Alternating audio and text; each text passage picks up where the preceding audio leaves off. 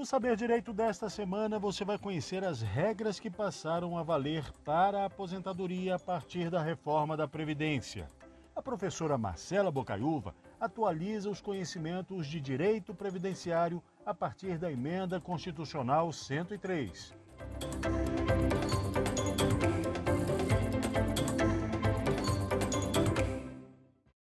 Olá, sejam bem-vindos e bem-vindas à nossa quarta aula de Direito Previdenciário do programa Saber Direito. É um prazer estar aqui com vocês. Me chamo Marcela Carvalho Bocaiúva, sou especialista em Direito Previdenciário. Bom, na aula de hoje vamos continuar falando um pouco sobre as reformas que aconteceram, em especiais as principais mudanças à luz da reforma previdenciária, da reforma da Previdência. Vamos falar ainda das regras de transições, vamos falar das regras permanentes, de como ficaram os benefícios após a reforma da Previdência. Vamos trazer alguns aspectos conceituais, alguns aspectos processuais em relação ao direito previdenciário.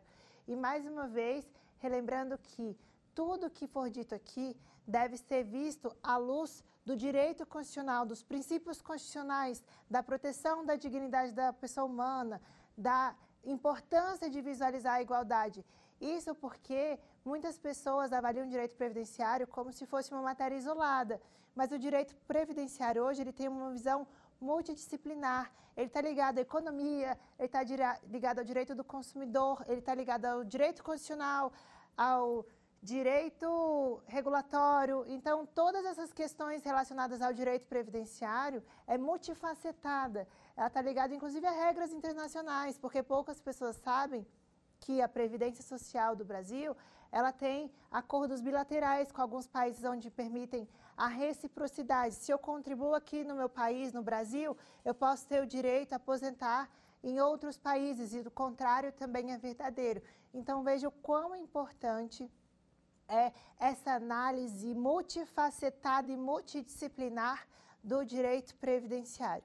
Então, sigamos sobre a ideia da reforma da Previdência e fazendo um parênteses, na verdade, ainda sobre essas questões práticas, para vocês, os nossos espectadores que estão nos assistindo, que são as pessoas que vão à Previdência buscar algum direito, ou então tem algum parente que precisa receber algum suporte técnico para a concessão de um benefício previdenciário, eu sempre digo que é importante essa ideia de previdente, essa ideia de ter todos os documentos em mãos, porque muitas vezes a gente e vocês que estão aí desse lado, os espectadores, podem ser prejudicados em razão de alguma falha. E essa falha acontece, às vezes uma falha humana, às vezes acontece de perder a carteira de trabalho, às vezes acontece então da possibilidade do empregador não verter as contribuições para a Previdência.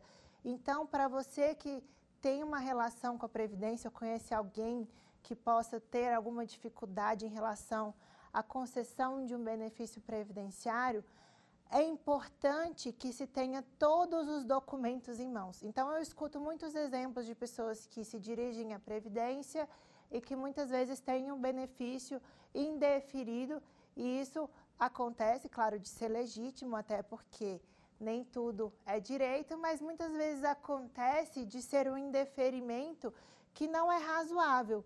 E acontece também desses indeferimentos ocorrerem por motivos de não documentação, de não comprovação documental. Então, como que funciona isso na prática, professora? Peguemos agora um exemplo prático. Eu trabalho, tenho minha carteira assinada e suponho que o meu empregador não faça as contribuições para a Previdência. E eu sofri um acidente de trabalho. Eu sofri um acidente no meu trabalho onde eu tive ali que ficar afastado por um período e, obviamente, faria jus à concessão de um benefício ou auxílio-doença, ou então dependendo do grau de incapacidade da aposentadoria por invalidez. E ao momento que eu me dirijo à Previdência, esse benefício é indeferido por não ser reconhecida a qualidade de segurado.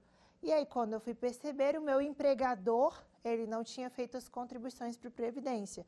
Então, é muito importante para vocês, espectadores que estão aqui nos acompanhando, que possam acessar hoje o sistema do Meu INSS. Em razão da pandemia do ano de 2020, esse sistema ele foi atualizado e tem muitas informações importantes em relação à vida contributiva do usuário. Então, vejam, ali eu tenho um documento que se chama Extrato de CNIS. Esse extrato de CNIS é o extrato do Cadastro Nacional de Informação Social. Esse cadastro dispõe de toda a sua vida contributiva. Então, faça um comparativo do que tem no sistema da Previdência, porque muitas vezes é comum, ou por um erro humano, ou mesmo por uma falha do empregador, ou muitas vezes o sistema da própria Receita Federal, como antigamente não tinha esse cruzamento de informações, é muito comum que não se tenha algumas informações na Previdência. E na hora da pessoa se aposentar ou buscar algum benefício, encontra obstáculo. E muitas vezes esse obstáculo, ele pode ser mitigado. Como que eu mitigo esse obstáculo, essas dificuldades nas concessões dos benefícios? Eu faço essa prévia validação dos meus dados. Isso é muito importante, muito. Isso porque eu já me deparei inúmeras vezes com usuários que têm benefícios indeferidos em razão da falta de documentação. Então, acessem o sistema do INSS, façam uma análise de toda a sua vida contributiva, percebam se estão adequadas as contribuições que estão nesse extrato de CNIS, percebam se todas as contribuições estão de fato dispostas naquele documento, até porque muitas vezes, na hora de calcular uma aposentadoria, ou um auxílio-doença, ou, enfim, qualquer tipo, um salário maternidade, a Previdência deixa de reconhecer algumas contribuições por falta de informação. E muitas vezes essa informação, inclusive, vem indevidamente, na verdade, indisposta pela Previdência. Por quê, professora? Porque muitas vezes a Previdência não faz esse cruzamento de dado. Atualmente, de fato, a Previdência teve uma atualização tecnológica, eles estão trabalhando nesse sentido, mas é possível que ainda existe muita falha. Ainda eu me deparo com diversas situações onde a Previdência não detém corretamente dessas informações. Então, para todos vocês que estão nos escutando, se atentem a essas questões para não serem prejudicados futuramente, até para um planejamento previdenciário, até para verificarem qual seria um suposto valor da aposentadoria ou o suposto momento adequado para se aposentar. Isso é demasiadamente importante para a previsibilidade de algum inconveniente que possa acontecer. Então, quis só fazer esse parênteses, porque é uma situação que eu me deparo muito comumente. E muitas vezes, quando as pessoas já têm essa previsibilidade, essa percepção, acabam por evitar que esse tipo de situação constrangedora possa acontecer. Então, seguindo sobre as questões especiais da nossa aula e no tocante à reforma da Previdência, seguimos com as regras de transições para as aposentadorias especiais. E ainda no que diz respeito aos agentes nocivos. Essa foi uma das grandes mudanças, como eu mencionei no final da aula anterior, até porque atualmente será exigido a idade mínima para aposentadoria especial. No meu ponto de vista, essa foi uma mudança que trouxe muito prejuízo para a vida do trabalhador que é exposto a agente nocivo. E digo mais, muitos trabalhadores que são expostos aos agentes nocivos sequer sabem dessas informações. Então, muitas vezes eu me deparo com trabalhadores que são expostos a ruídos, que são expostos a situações de periculosidade, são expostos a questões de eletricidade, por exemplo. Então, vejam, muitas vezes é um trabalho que parece ser cotidiano, mas é uma exposição a um agente nocivo, e não só a um agente nocivo. Muitas vezes, essas questões geram implicações na previsibilidade da sua aposentadoria. Então, a reforma da Previdência trouxe essas alterações e, para seguir com essas ideias, temos o artigo 21, e ele dispõe que o segurado ou servidor público federal que tenha se filiado ao regime geral de previdência ou ingressado no serviço público em cargo efetivo até a data de entrada em vigor desta emenda, cujas atividades tenham sido exercidas com efetiva exposição a agentes nocivos, químicos, físicos e biológicos, prejudiciais à saúde ou associação desses agentes, vedada a caracterização por categoria profissional ou ocupação e enquadramento por periculosidade, desde que cumpridos no caso do servidor, o tempo mínimo de 20 anos de efetivo exercício no serviço público e de 5 anos no cargo efetivo em que for concedida a aposentadoria na forma do artigo 57 e 58. Poderá aposentar-se quando o total da soma, resultado da sua idade, tempo de contribuição e o tempo da efetiva exposição forem de, respectivamente, 66 pontos e 15 anos de efetiva exposição, 66 pontos e 20 anos de efetiva exposição e 86 pontos e 25 anos de efetiva exposição. Forma de cálculo, professora. A forma de cálculo, a partir do dia 1º de janeiro de 2020, as pontuações a que se referem os incisos 1 a 3 serão acrescidas de 1 ponto a cada ano para o homem e para a mulher, até atingir, respectivamente, 81 pontos, 91 pontos e 96 pontos para os ambos os sexos. Então, como é que funciona essa questão? Para aqueles agentes nocivos que são expostos a alto grau de nocividade, aquelas pessoas podem se aposentar com 15 anos de exposição àquele agente. Então, a partir de 1º de janeiro de 2020, tem que ter a soma desse período mais a idade de 66 pontos. Para aqueles agentes nocivos, onde se exige 20 anos de exposição, tem que somar 76 pontos. E para aqueles agentes nocivos que têm a exposição e que, dependendo do grau de agente nocivo, de nocividade, terão ali a possibilidade de se aposentar com 25 anos. Mas a soma desses pontos tem que chegar a 86 pontos. Então, mais uma vez, adotem a ideia da tabelinha para ficar muito claro para vocês essa possibilidade da regra de transição. Então, vejam, o primeiro quadro, 1º de janeiro de 2020, pontos, até 15 anos de exposição a agentes nocivos, 66 pontos. Até 20 anos de exposição, 76 pontos. 25 anos de exposição, 86. E assim sucessivamente. Então, façam esse quadrinho na cabeça de vocês, ou então desenhem para vocês entenderem melhor. Até porque fica mais fácil de elucidar essa questão. Então, 1º de janeiro de 2021, 67 pontos, desde que, dependendo do grau de nocividade, você possa aposentar com 15 anos de exposição. Janeiro de 2021, 20 anos de exposição, 77 pontos. Janeiro de 2021, 25 anos de exposição de agente nocivo, a depender do grau de nocividade, 87 pontos, e assim sucessivamente. Então, façam esse quadrinho, coloquem o período de nocividade, a depender, claro, do grau de nocividade, e analisem a possibilidade de enquadramento dessa regra de transição. Essa é a regra de transição para aposentadoria especial. Então, vejam que essa regra, de fato, ela foi muito prejudicial. Isso porque, ainda, além dessa questão da soma de pontos, o cálculo será, segundo o parágrafo 3º desse artigo, na forma da lei. Na forma da lei quer dizer o quê, professora? Artigo 26 da emenda. O que diz o artigo 26 da emenda? E eu, mais uma vez, falando desse artigo, que foi uma das maiores questões prejudiciais dessa reforma da Previdência. Artigo 26 dispõe que será calculado o valor da aposentadoria 100% da média aritmética. Então, de julho de 94 ao momento posterior até o momento da aposentadoria, 100%. E aí o valor da aposentadoria de que trata esse artigo corresponderá ao valor apurado na forma da lei. Professora, na forma da lei, sempre que eu verificar esse termo nos textos da emenda, eu vou aplicar o artigo 26. Sim, o artigo 26 é uma das ideias que mais prejudicou o trabalhador.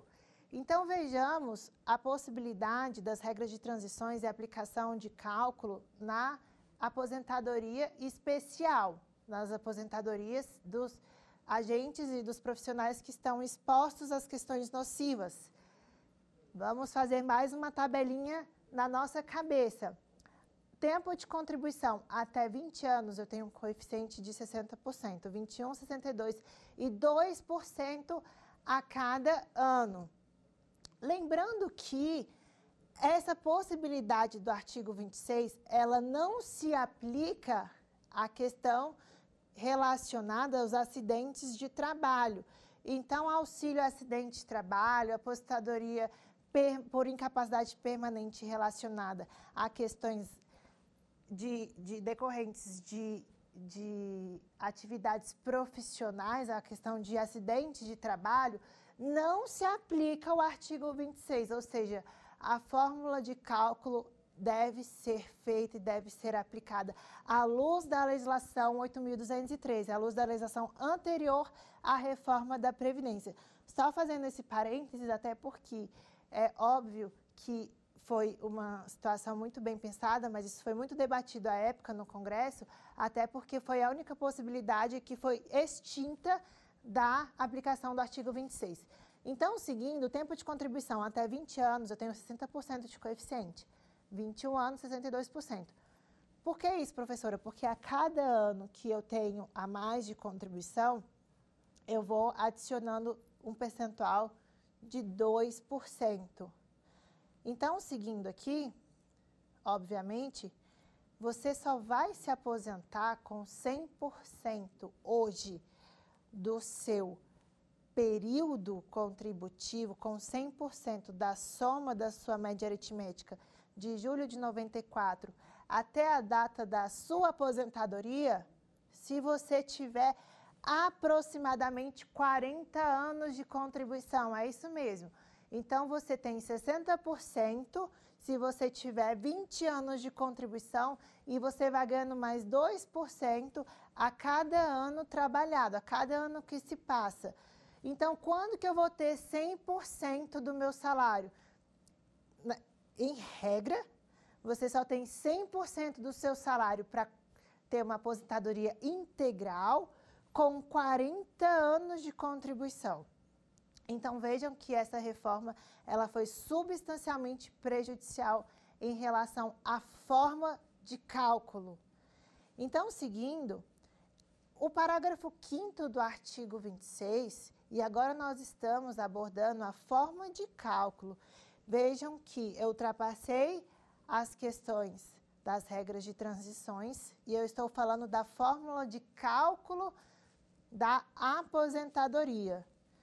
Então, eu tenho o parágrafo 5º que dispõe que o acréscimo a que se refere o caput do parágrafo 2º será aplicado para cada ano que exceder 15 anos de tempo de contribuição para os segurados que tratam da linha A do artigo 19, do inciso 1º do artigo 21, para as mulheres filiadas ao regime geral de previdência.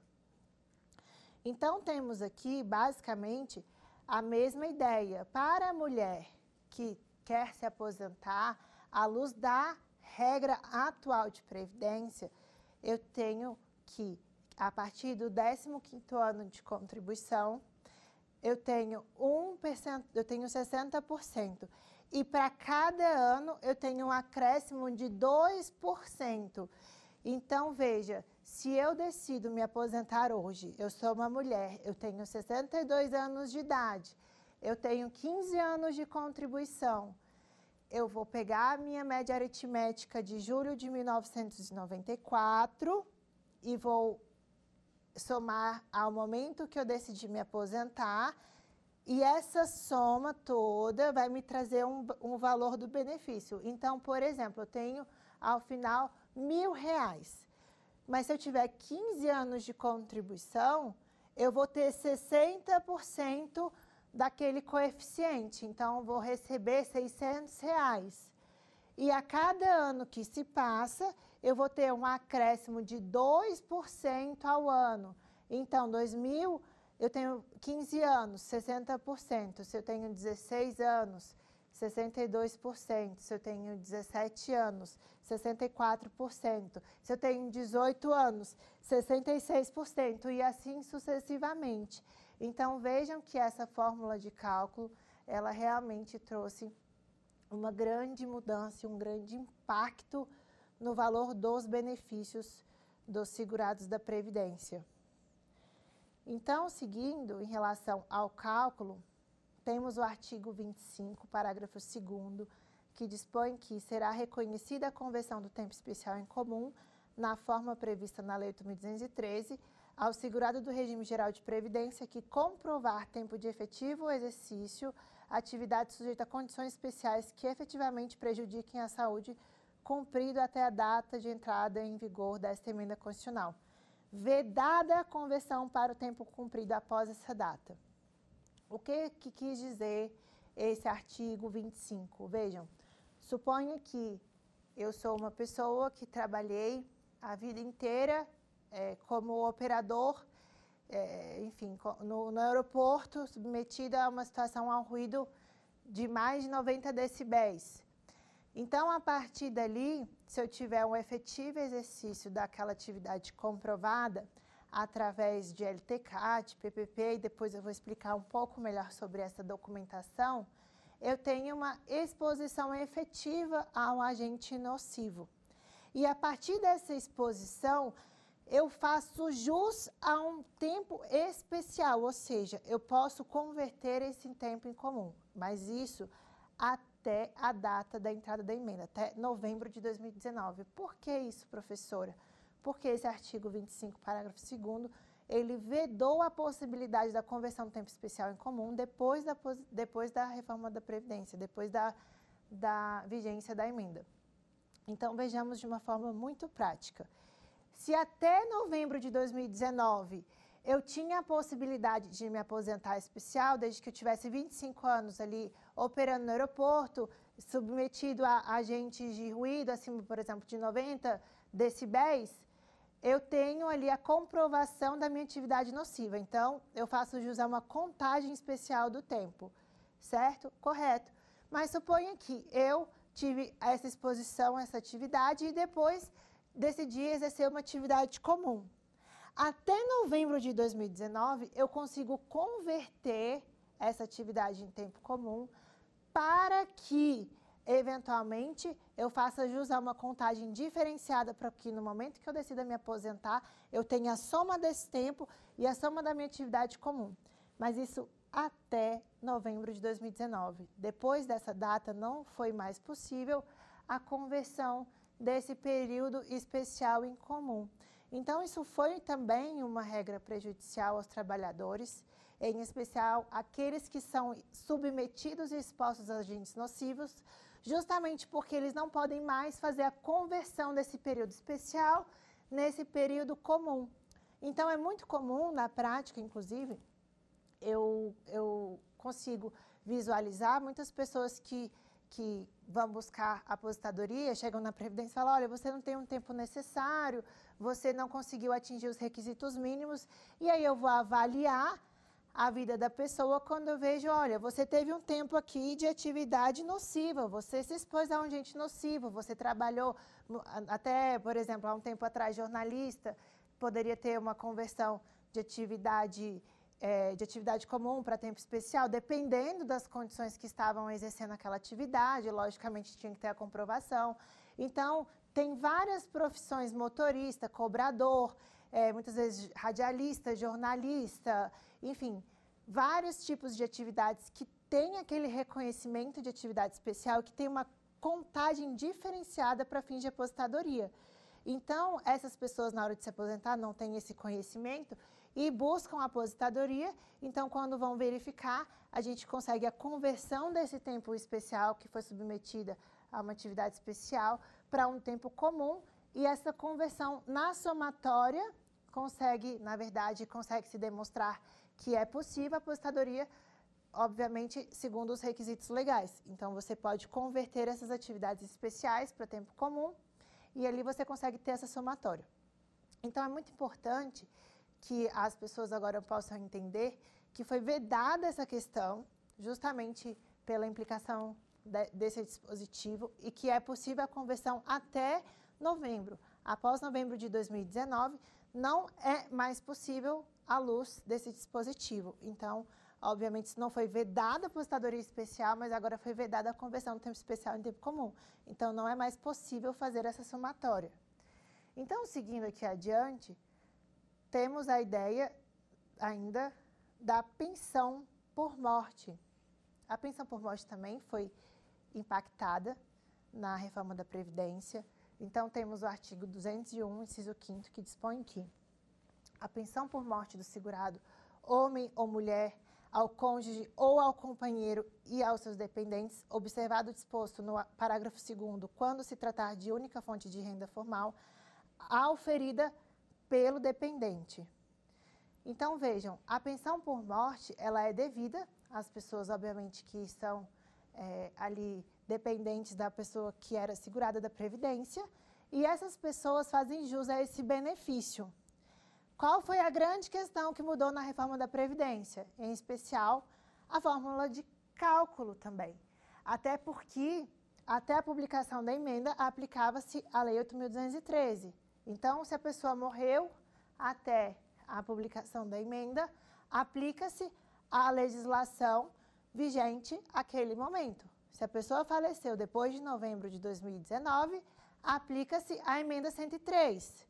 Então, vejam, se a pessoa faleceu antes de novembro de 2019, mas suponho que eu queira dar entrada hoje no benefício de pensão por morte, eu vou fazer jus à pensão por morte à luz da legislação 8.213, porque a pessoa faleceu antes de novembro de 2019. E se a pessoa faleceu depois da emenda de 2019, ou depois da emenda 103 de novembro de 2019, aplicar-se-á a legislação vigente ao momento da morte. Então, essa situação é muito importante para vocês terem essa percepção de diferenciação de aplicação de legislação. Então, o artigo 23 da emenda, ele dispõe que as regras da pensão por morte, elas têm que ser aplicadas, logicamente, para as pessoas que morreram posteriormente à data da entrada da emenda 103. Então, exemplo prático, se eventualmente eu faleci antes da emenda e eu dou entrada no processo somente depois da emenda 103, somente depois de... Se eu faleci, não, né? Se algum... enfim, se algum segurado da Previdência faleceu e os seus dependentes dão entrada depois de novembro de 2019, eu vou fazer jus ao cálculo do benefício, ao benefício de pensão por morte, à luz da legislação 8.213, aos cálculos que se aplicam à legislação 8.213. Ainda que eu faça o pedido, ainda que eu faça o processo administrativo, depois da data da emenda. Então, essa questão ficou muito clara, porém, foi muito interessante, porque teve um julgamento de um recurso especial 1.669.943, sobre a relatoria do ministro Napoleão Nunes, que dispôs que o entendimento da STJ deve prevalecer no sentido de que a concessão do benefício previdenciário de pensão por morte deve observar os requisitos previstos na legislação vigente ao tempo do óbito. Então, por mais que estivesse muito claro essa questão, e para mim estava muito claro, ainda foi se discutido o momento da aplicação da legislação. Então, esse é um RESP razoavelmente recente e a aplicação da lei para fins de concessão de benefício de pensão por morte, à luz tanto do artigo da emenda 103, do artigo 23, inclusive à luz desse RESP, 1.669.943, deve ser entendido e deve ser aplicado segundo o momento a legislação vigente ao momento do óbito. Então, isso está muito pacificado, muito claro, independente do momento da entrada do processo administrativo. Agora, uma questão que é recorrente, as pessoas questionam sobre os retroativos. Então, suponha que eu sou uma pessoa que tem um direito, sou dependente de um beneficiário da Previdência, o segurado da Previdência, e entrei com pedido depois, obviamente, do seu falecimento. E muitas vezes as pessoas perguntam, eu faço jus ao benefício, ao retroativo desde a data do óbito? Não. Você faz jus a partir do momento que você entrou com o processo, a partir da data de entrada do requerimento, e não a partir da data do óbito. Isso também é uma lógica aplicada às aposentadorias. Exemplo, à luz do artigo 23 da emenda 103 de 2019 e à luz desse RESP de relatoria do ministro Napoleão, é importante diferenciar essas questões. Uma questão é a aplicação da legislação no momento do óbito, que direciona a pensão por morte. Outro exemplo e outra questão que deve ser diferenciada é a possibilidade dos retroativos. Isso porque muitas pessoas, tanto no que diz respeito à aposentadoria, tanto no que diz respeito à pensão por morte, se dirigem à Previdência, à autarquia, para dar entrada no processo administrativo. E lembrando que esse processo administrativo também tem um regramento próprio. Mas suponha que eu vou à Previdência, tenho direito adquirido, adquiri esse direito antes da entrada da emenda 103 no ano de 2019, no mês de novembro. Então, tinha lá o direito adquirido, a aposentadoria por tempo de contribuição. Porém, eu decidi não optar por dar entrada nesse benefício para receber agora, no mês de novembro. Então, aguardei e no ano de 2021 decidi dar entrada nesse requerimento. Dei entrada no meu requerimento. Agora, exemplo, no mês de janeiro de 2021. Professora, eu tenho direito a esse retroativo do ano de 2021 ao momento que eu adquiri esse direito, já que eu já tinha um direito? Não. Para fins do processo administrativo de direito previdenciário, à luz do regramento da autarquia do INSS, você não tem direito do retroativo desde quando você adquiriu o direito. Você tem o direito a partir do momento que você entrou com o requerimento. Isso eu estou explicando porque também vale para pensão por morte. Então, suponha que eu seja dependente de alguém que era segurado da Previdência e essa pessoa faleceu antes da reforma da Previdência. Mas, por alguns motivos, eu decidi não entrar com o processo administrativo.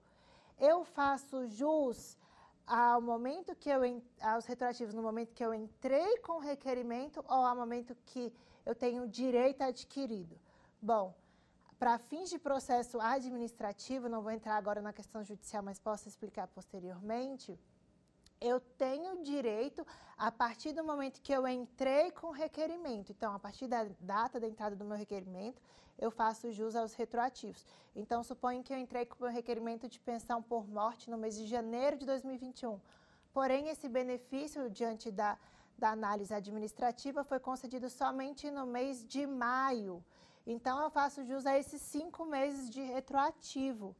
Logicamente, ainda que seja aplicada a legislação 8.213 e não a emenda 103, porque a pessoa faleceu antes da reforma da Previdência, antes de novembro de 2019, ainda assim eu não faço jus a esse retroativo de todo esse período. Então, vejam quão importante também é essa decisão de entrada de um processo administrativo. Agora, do ponto de vista judicial, é muito comum acontecerem situações diversas a essa questão. Por exemplo, em especial, no que diz respeito à aposentadoria por incapacidade permanente, que é a antiga aposentadoria por invalidez. Por que, professora? Porque muitas vezes as pessoas já estão doentes, se dirigem ao INSS, fazem uma perícia, essa perícia é indeferida. Então, muitas vezes, essas pessoas passam por um grande período nessa análise administrativa e quando buscam a justiça, quando buscam um poder judiciário para concessão desse benefício, elas podem ter a aplicação desse retroativo desde a data do início da doença, a depender da análise pericial. Por que eu faço, na verdade, essas conexões? Porque vejam que a disposição da Constituição, a disposição constitucional nos traz uma ideia, principalmente na questão da pensão por morte. Então, ficou muito claro que a pensão por morte, eu tenho direito do direito ao benefício à luz da data do óbito. Bom, a questão da concessão da aposentadoria para fins administrativos, eu tenho direito da data da entrada do requerimento, dos retroativos, para a questão da data para a questão da data da entrada do requerimento, em especial a aposentadoria por incapacidade permanente, a antiga aposentadoria por invalidez. Como que funciona isso? A depender de análise pericial judicial, porque muitas vezes, aliás, praticamente em regra, todos os processos passam por uma perícia judicial, dependendo da data de início da doença, eu tenho aquele direito ao retroativo a partir do reconhecimento da data do início da incapacidade. Então, isso é muito importante até para fins, atualmente, para fins de cálculo. Isso porque muitas vezes, se eu tenho uma data de início da doença reconhecida antes da reforma da Previdência, através de um laudo, tanto um laudo particular ou um laudo pericial judicial, eu tenho a minha aposentadoria à luz da regra da Lei 8.213.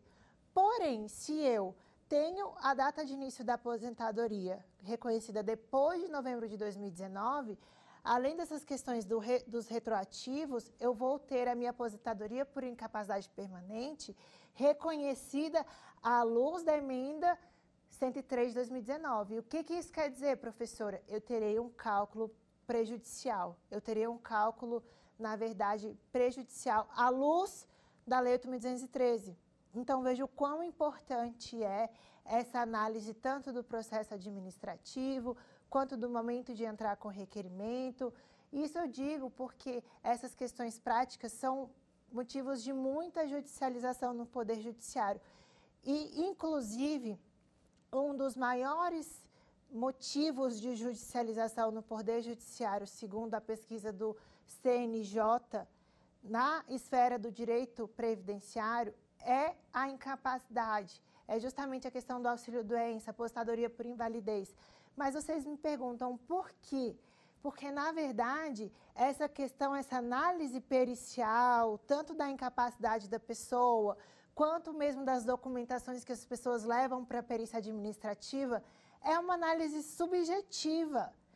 Então, eu sempre oriento, em especial os espectadores que estão nos assistindo, que façam todas as possibilidades, tudo o que for possível, para que possam ter direito a esse benefício por incapacidade, porque hoje é um dos maiores motivos de processos judiciais na área do direito previdenciário na esfera da Justiça Federal. Então, por ser uma análise muito subjetiva na esfera administrativa, é importante que os espectadores, ou então os alunos que estão nos assistindo, que queiram ser advogados, ou então quem busca trabalhar na área do direito previdenciário, possam orientar e possam saber que é uma análise também documental. Então, tenham todos os documentos que possam aferir essa incapacidade para o trabalho. Em especial, cuidem bem dessa questão da data, justamente em razão da possibilidade de ser um cálculo prejudicial à aposentadoria, tanto por incapacidade permanente, tanto também pela aposentadoria por tempo de contribuição, a depender do momento que se faz essa opção por entrar com o processo administrativo.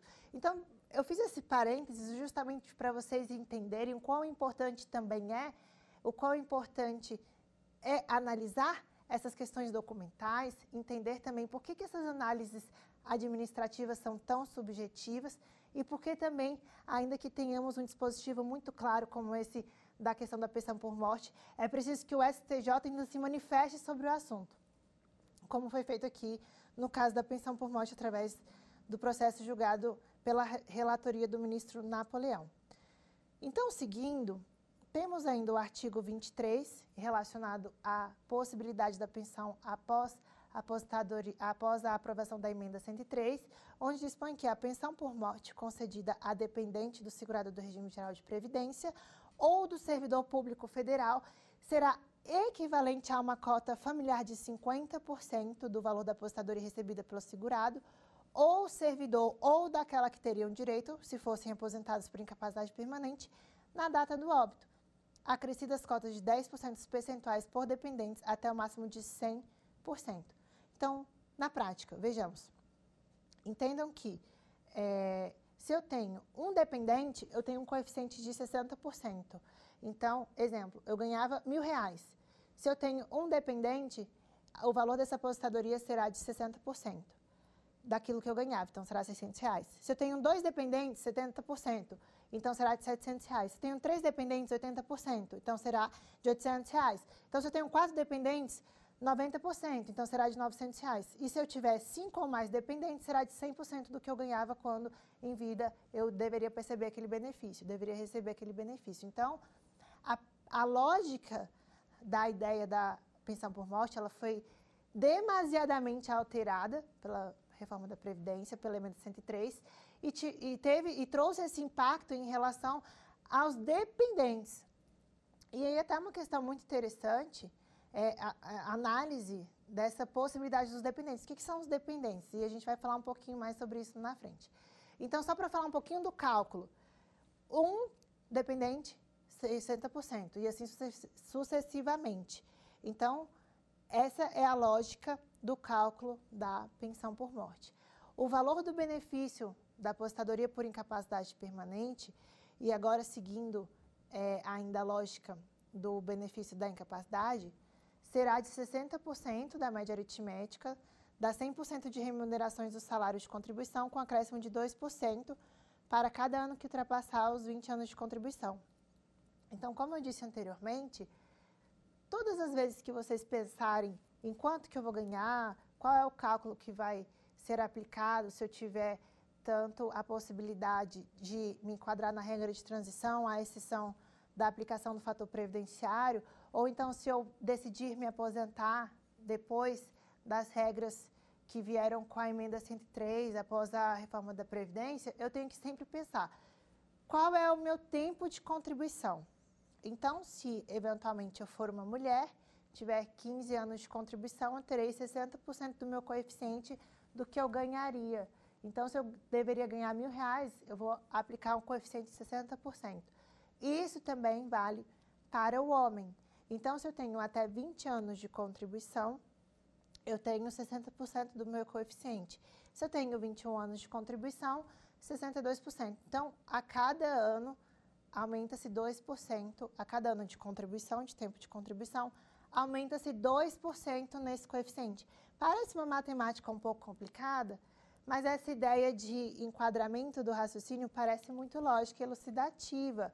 Então, tentem analisar sempre, quando vocês forem pensar na possibilidade do cálculo, façam essa média aritmética de todos os salários, desde 94, e algo que também eu gostaria aqui de deixar muito claro para os nossos espectadores, para os nossos alunos, estudantes e aquelas pessoas que estão próximas a se aposentar, que estão aqui nos assistindo, é importante vocês verificarem se o valor da contribuição é o valor correto lá na Previdência. Então, acessem o meu INSS, verifiquem isso, se for cliente, se for pai, se for amigo, se for colega, acessem esse sistema e verifiquem se o valor da contribuição disposto àquilo que faz mensalmente é o valor que está no documento do INSS, porque muitas vezes esse valor não é compatível. Então, já aconteceram diversas situações onde eu fui verificar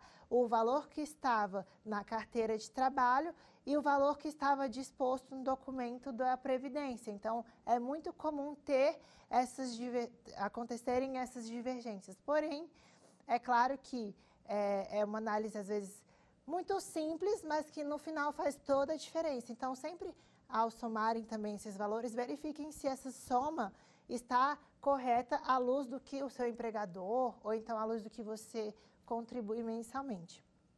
Então, ainda seguindo com a ideia do cálculo e com a ideia também da questão da pensão por morte, as cotas por dependentes, elas são cessadas com a perda dessa qualidade e serão reversíveis aos demais dependentes, preservado o valor de 100% da pensão por morte quando o número de dependentes remanescentes for igual ou superior a 5. Então, o parágrafo 1º, ele dispõe justamente que, se eu sou uma pessoa dependente e, obviamente, eu perco essa qualidade de dependente, então, temos as qualidades de dependentes. Por exemplo, eu posso receber pensão por morte se eu tenho, se eu completo uma idade e eu não faço mais jus a essa pensão por morte. O que vai acontecer? Essa minha cota vai passar para o dependente e ela não vai diminuir o percentual do coeficiente de cálculo. Então, isso que é importante vocês entenderem, que essa transmissão da minha cota para o outro dependente, ela não diminui o percentual do coeficiente. Então, na hipótese de existir dependente também inválido ou com deficiência intelectual, mental ou grave, que é o que dispõe o parágrafo 2º, o valor da pensão por morte, de que trata o caput do artigo 25, será equivalente a... Fazendo só uma observação, na verdade, diante de todas as exceções, essa foi uma bastante inclusão, porque tratou os dependentes especiais, aqueles que possuem uma necessidade, aqueles que possuem aquela dependência, que são inválidos, tratou esse dependente de uma forma muito diferenciada. Então, isso foi muito positivo no sentido de permitir essa percepção desse benefício à luz do que era anteriormente. Então, como que fica quem é um dependente inválido? Ele recebe 100% da aposentadoria recebida pelo segurado ou servidor ou daquela que teriam direito se fossem aposentados por incapacidade permanente na data do óbito, até o limite máximo de benefícios do regime da Previdência Geral, do regime de Previdência Social. Então, imaginem que eu tenho uma pessoa que, na minha família, que é uma pessoa inválida, que ela não possui possibilidade de exercer uma vida laboral, e essa pessoa era dependente desse segurado que veio a falecer. Então, se esse segurado ele recebia a aposentadoria por invalidez, essa pessoa que é inválida, essa pessoa que é dependente, que vai receber o benefício da pensão por morte, ela tem o direito a receber 100% do que esse segurado recebia quando aposentado por invalidez. Ainda tem direito a uma cota familiar de 50% acrescida de cotas de 10 pontos percentuais por dependente até o máximo de 100%, para o valor que supera o limite máximo de benefícios do regime geral de previdência. Então, vejam que a pessoa que obviamente tiver uma invalidez, ela ainda tem direito a uma cota familiar de 50% acrescida das cotas de 10% percentuais por dependente. Então, essa foi uma inclusão muito interessante no sentido de que favoreceu as pessoas que possuem alguma invalidez, que são dependentes daqueles segurados que percebiam o benefício da Previdência Social. Então, ainda quando não houver mais dependente inválido ou com deficiência intelectual, mental ou grave, o valor da pensão será recalculado na forma do disposto do caput no parágrafo 1º. O tempo de duração da pensão por morte e das cotas individuais por dependente até a perda dessa qualidade, o rol de dependentes, a sua qualificação e as condições necessárias para o enquadramento serão aqueles estabelecidos pela Lei 8.213. E ainda, para o dependente inválido ou com deficiência intelectual, mental ou grave, a condição de deficiente pode ser reconhecida previamente ao óbito do segurado por meio de avaliação biopsicossocial realizada por equipe multiprofissional interdisciplinar, observada a revisão periódica na forma da legislação. Então, é muito interessante, até porque o Estatuto da Pessoa com Deficiência e todas essas questões da lei de inclusão, essas alterações normativas recentes, até a disposição que vem tratando agora a própria ONU, e todas essas questões da pessoa com deficiência portadora de alguma necessidade, isso foi muito alterado recentemente. E, em especial, a questão da incapacidade. Então, não necessariamente a deficiência está relacionada a uma incapacidade permanente. Então, todos esses fatores multidisciplinares que envolvem essa questão do novo Estatuto da Pessoa com Deficiência, dessa nova lei de inclusão, isso também foi incluído nessa percepção da pensão por morte. Então, é uma análise multidisciplinar que é feita para ser constatada ainda essa dependência. Então, do ponto de vista técnico, eu achei muito positiva essa inclusão, até para que possa favorecer demasiadamente as pessoas que não estão incluídas, só naquela análise muito objetiva da lei de invalidez, a pessoa não necessariamente que possui alguma deficiência é totalmente inválida. Então, essas análises foram muito interessantes, à luz, inclusive, de outros estatutos, a lei de inclusão, o Estatuto da Pessoa com Deficiência. Então, isso deve ser visto a uma análise multidisciplinar, até para que possam incluir essas pessoas como dependentes e como beneficiárias desse benefício de pensão por morte, a depender, logicamente, da comprovação dessa dependência. Então, seguindo, nós temos ainda que equipara-se a filho para fins de recebimento da pensão por morte, exclusivamente o enteado e menor tutelado, desde que comprovada a dependência econômica.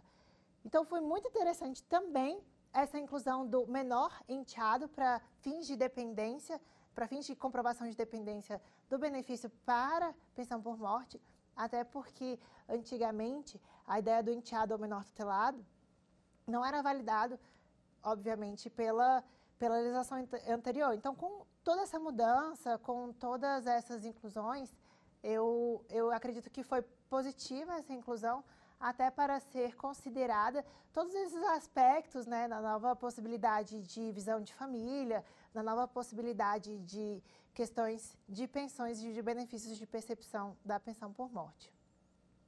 Então, trazendo ainda um julgado muito interessante de relatoria do ministro Napoleão Nunes Maia, filho. O ministro Napoleão, inclusive, para quem gosta do direito previdenciário, eu sugiro a leitura dos votos do ministro Napoleão, porque, de fato, ele é um ministro que traz muitas percepções do direito constitucional, inclusive de dispositivos de legislações internacionais.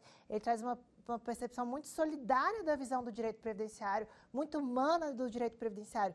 Então, eu particularmente acho que para quem gosta do direito previdenciário, além de ter a possibilidade de leitura de doutrinas clássicas, eu sugiro a leitura dos votos do ministro Napoleão, porque, de fato, ele elucida muito bem essas questões sociais.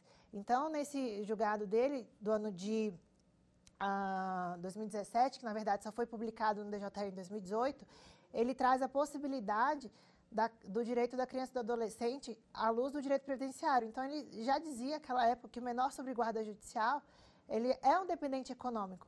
E o óbito do instituidor da pensão em data posterior à vigência da MP, de MP 1526/96, reeditada e convertida na Lei 9.528 de 1997, possibilita a manutenção do benefício previdenciário.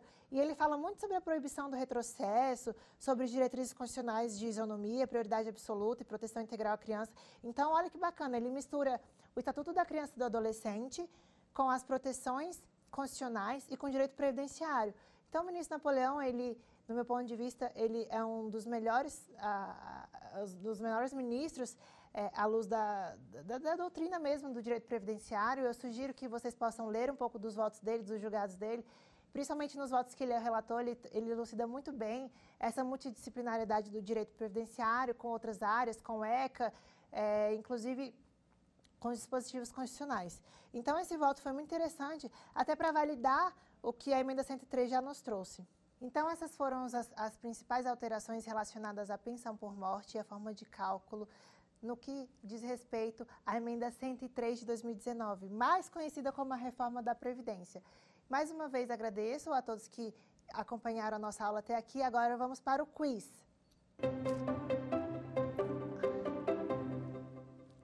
Está prevista no artigo 15 da emenda 103 de 2019, tendo por destinatários os segurados filiados ao Regime Geral de Previdência Social, até a entrada em vigor dessa emenda, assegurando o direito à aposentadoria quando preenchidos cumulativamente os seguintes requisitos. Letra A, 30 anos de contribuição se mulher e 35 anos de contribuição se homem, e somatório da idade do tempo de contribuição, incluídas as frações equivalentes a 86 pontos se mulher e 96 pontos se homem. Letra B, 25 anos de contribuição se mulher e 30 anos de contribuição se homem, e somatório de idade do tempo de contribuição, incluídas as frações equivalentes a 86 pontos se mulher e 96 pontos se homem. Letra C, 30 anos de contribuição se mulher e 35 anos de contribuição se homem, e somatório da idade do tempo de contribuição, incluídas as frações equivalentes a 85 pontos se mulher e 95 pontos se homem. A resposta certa, letra A, 30 anos de contribuição se mulher e 35 anos de contribuição se homem, somatório da idade do tempo de contribuição, incluídas as frações equivalentes a 86 pontos se mulher e 96 pontos se homem.